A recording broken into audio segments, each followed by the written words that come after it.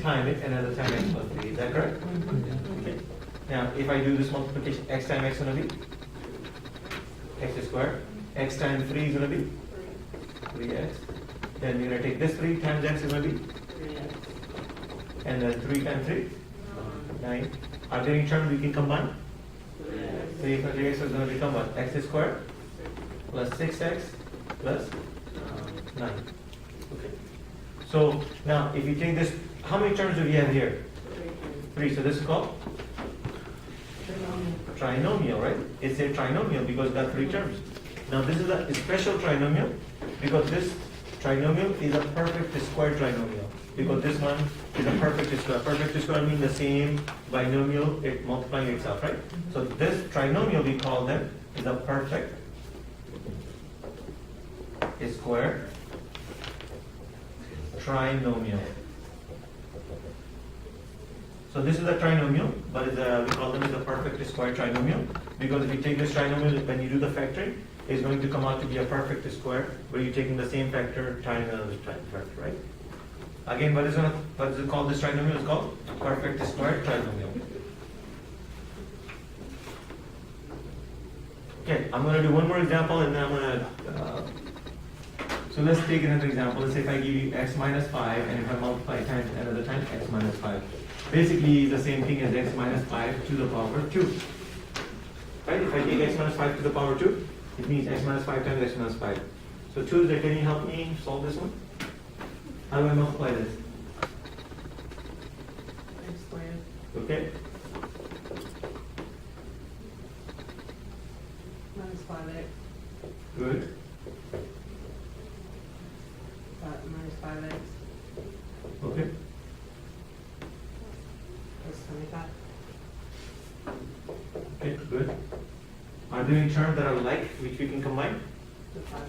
Okay, so the result will be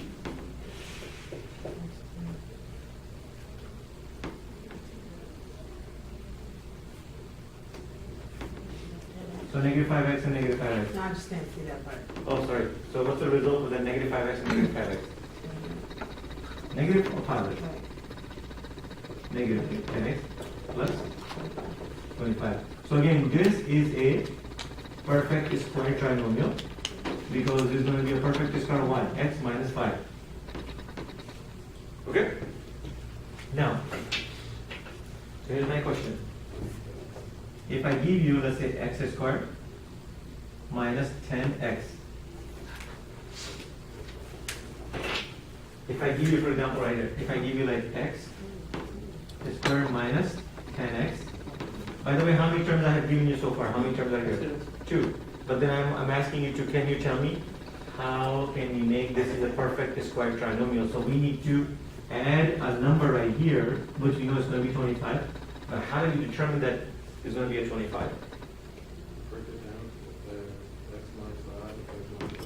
No, that's true. We can do that. Or there's another shortcut we can find. So right now it's got 2 terms, and you want to make it a 3 term. So it means it's going to be a become a trinomial, but we want to add some numbers here, right? So here's what we're going to do. What is the middle number right here? 10. What's the half of 10? 5. So what are you going to be adding? You're going to be adding not 5, plus the 5 squared.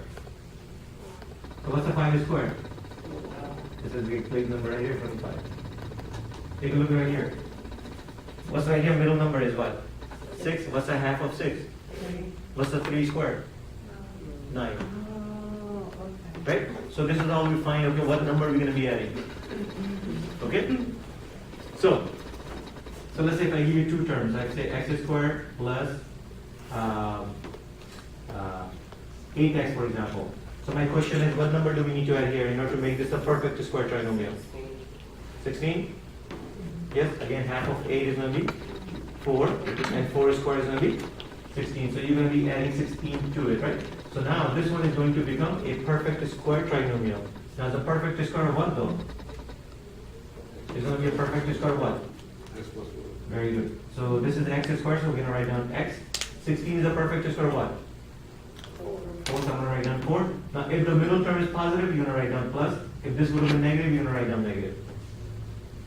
So this one This trinomial is the perfect square of x plus 4 to the power 2. So if you take x plus 4 and multiply them times x plus 4, you're going to get this trinomial right here. Same thing right here. Take a look right here. So for example, this one I'm going to make 25, right? So again, this is the perfect square of what? First one is x, I'm going to write down x right here, right? Middle term is negative, so I'm going to be negative. 25 is the perfect square of what? 5. So I'm going to write down 5. See, this is exactly what it came with. Right. We're going to take this example now. So again, this is the perfect square of what? So first perfect square. First one is x, so I'm going to write down x. Middle term is positive, so I'm going to write down positive.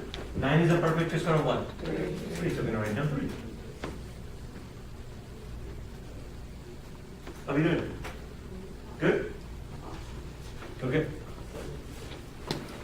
So now knowing all this, now you have to sort of bear with me.